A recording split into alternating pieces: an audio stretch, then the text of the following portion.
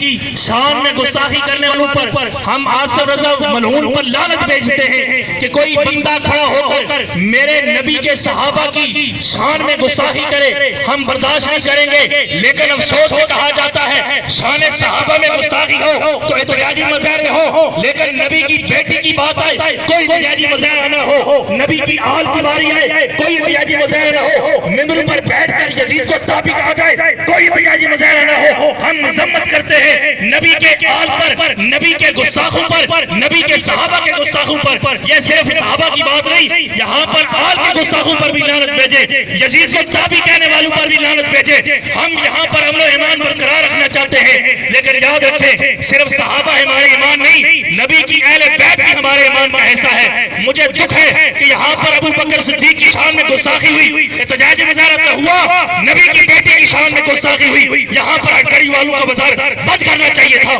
انہیں بتانا چاہیے تھا ہم صرف صحابہ کے نوکر نہیں، ہم پنجتن کے غلام بھی ہیں، ہم زہرا کے نوکر بھی ہیں، ہم علی کے نوکر بھی ہیں، ہم حسن و حسین کے غلام بھی ہیں. ہم یزیدی نہیں ہیں، ہم یزیدی سوچ پر لعنت بھیجنے والے ہیں، ہم یزیدی افکار پر لعنت بھیجنے والے ہیں. ہم حسینی ہیں. حسینی وہ ہے جو ابو بکر صدیق کو مانتا ہے، حسینی وہ ہے جو عمر فاروق کو مانتا ہے، حسینی وہ ہے جو عثمان ذو النورین کو مانتا ہے. ہم کہتے ہیں نبی کا ہر صحابی جنتی ہے، لیکن جنت نبی نے حسن و حسین کے